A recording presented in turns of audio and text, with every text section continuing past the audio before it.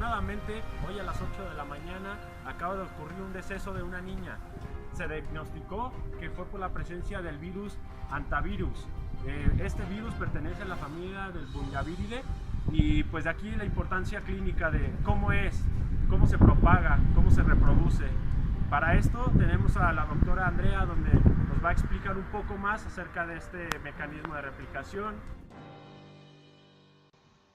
Hantavirus es una enfermedad ocasionada por hantavirus que genera un cuadro parecido al de la gripe en sus primeros momentos, pero luego genera dificultad para respirar.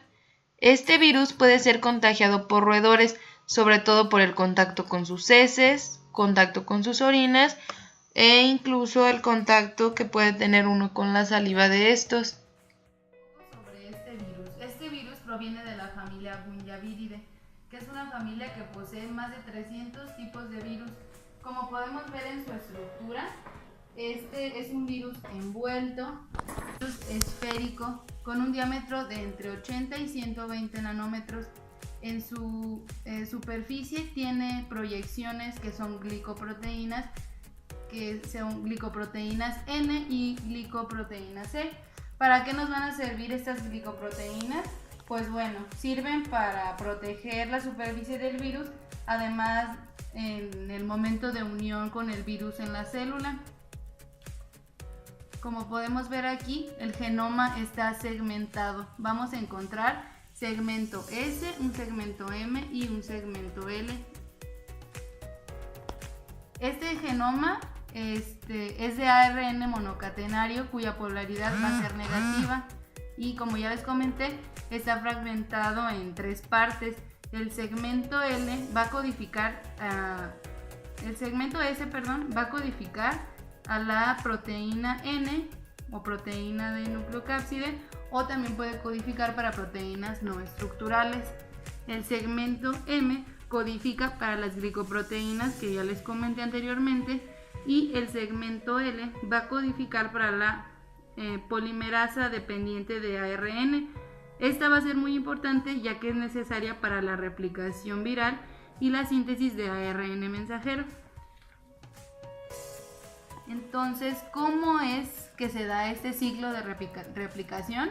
Pues bueno, va a comenzar con la fijación. Como ya les comenté, esto es facilitado debido a las glicoproteínas que se encuentran en este virus. Va a entrar a la célula por endocitosis. Esto va a ser mediado por un receptor. Como podemos ver más claramente acá, ocurre la endocitosis y lo que pasa es que se crea un endosoma temprano.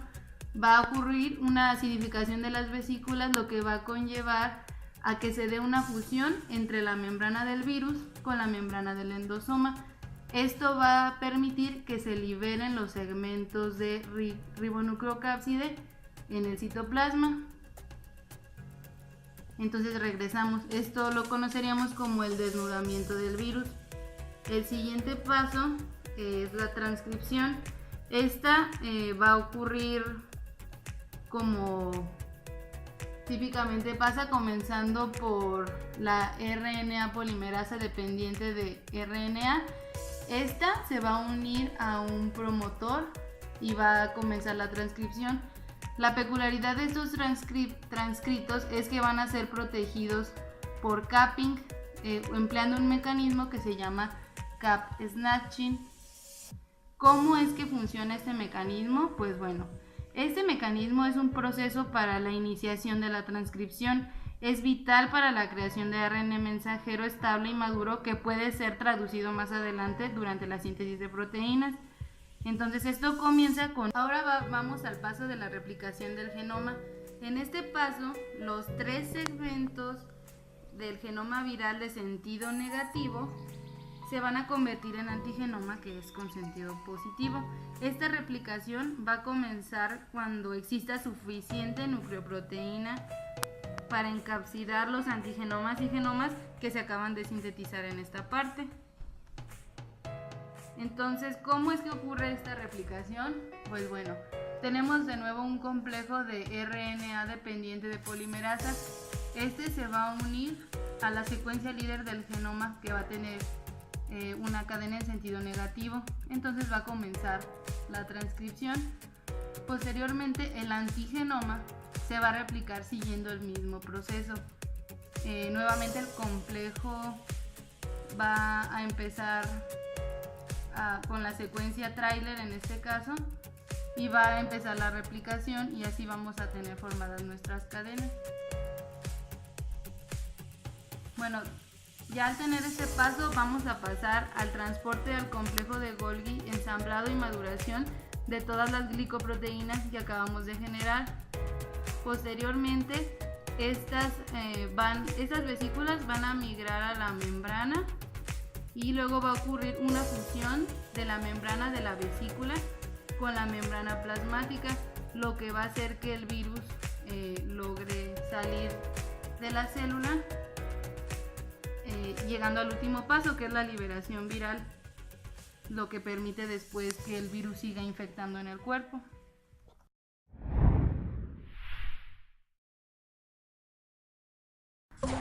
En otras noticias, se presentó un caso de viruela en la ciudad de Guanajuato, así como lo escuchan.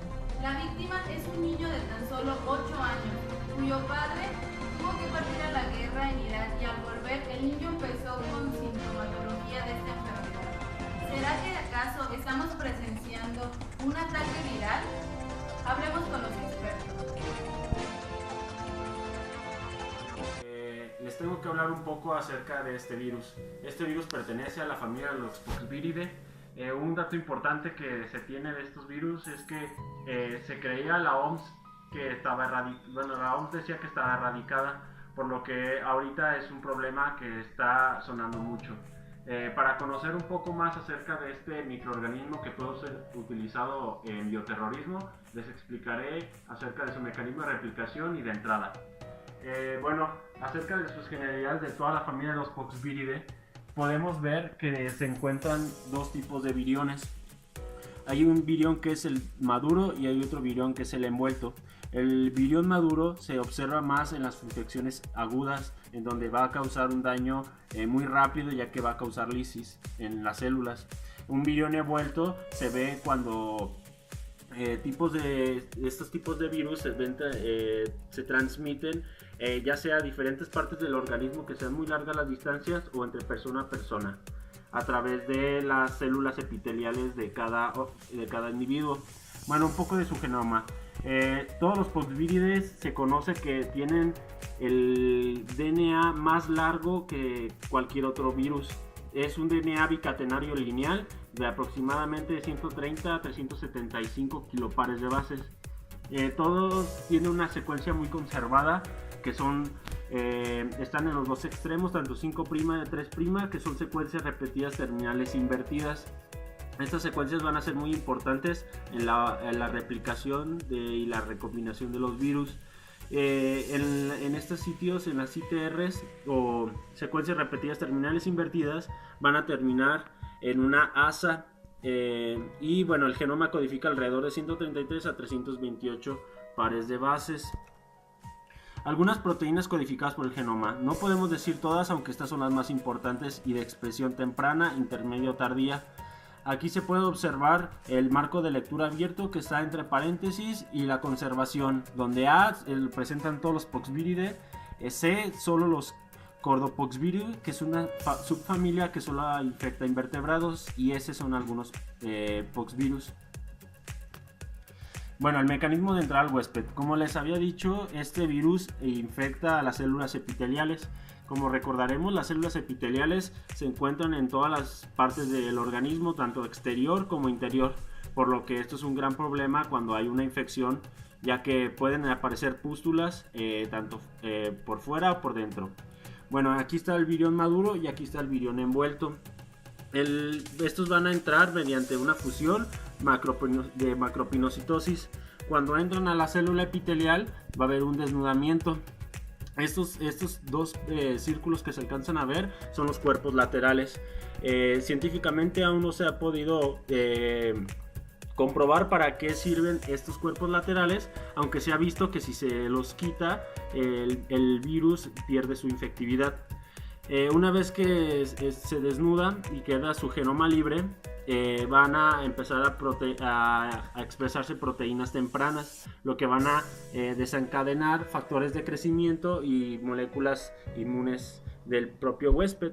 El factor de crecimiento son aproximadamente 114 aminoácidos, donde va a ser reconocido por el sistema inmune. Luego sigue el mecanismo de replicación. Hay que hacer hincapié que todo el mecanismo de replicación es en el citoplasma, donde consta de 3 fases: la fase temprana, la fase intermedia y la fase tardía. La fase temprana solamente ocurre se hace mediante una ARN polimerasa dependiente de DNA. Esto es muy importante, ya que no hay necesidad de entrar al núcleo, por lo que se van a empezar a sintetizar RNA mensajeros que van a sufrir modificaciones como los eucariotes, que son polialineaciones, se van a formar una CAP y se van a sufrir metilaciones. ¿Esto para qué? Para que ya se pueda traducir y poder expresar las proteínas propias del virus. Esto va a ocurrir aproximadamente a los 30 minutos de la infección. Bueno, por ejemplo, aquí podemos observar el mecanismo de replicación de los poxvirus. Recordemos que su genoma es lineal de doble cadena de DNA.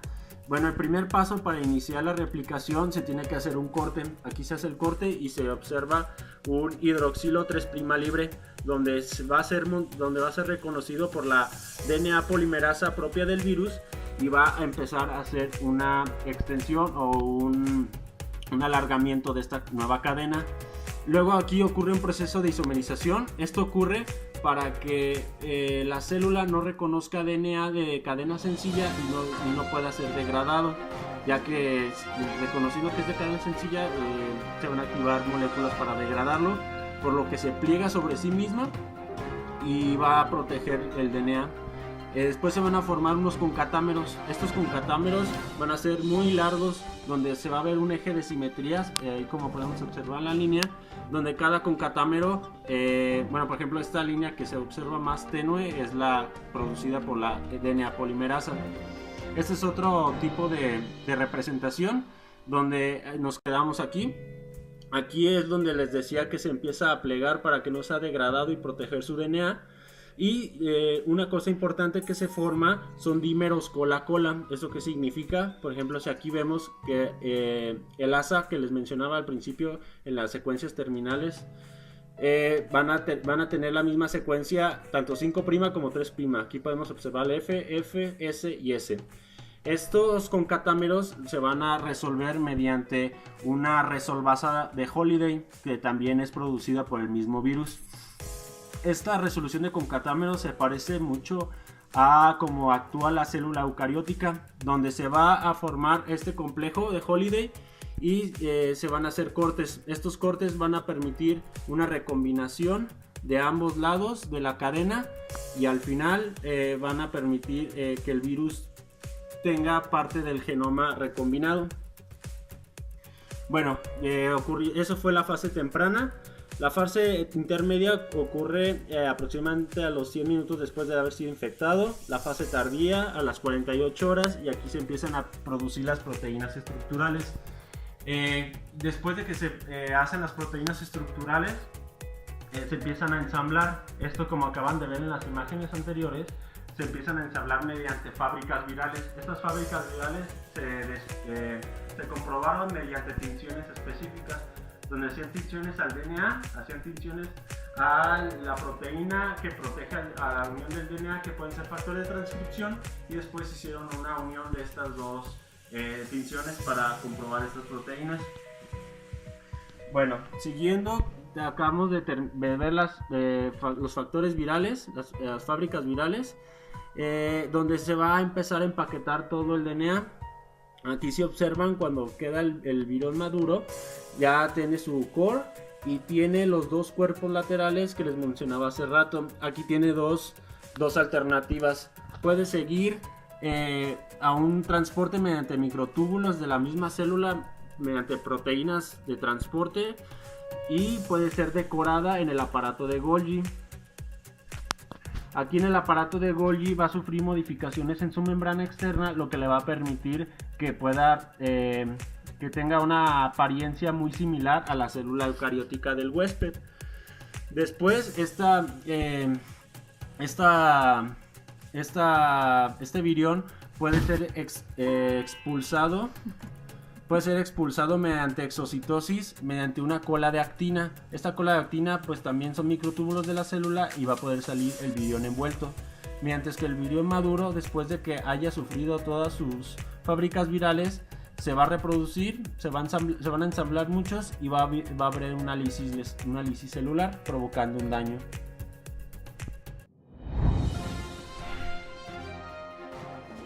Esto fue todo por hoy en su noticiero.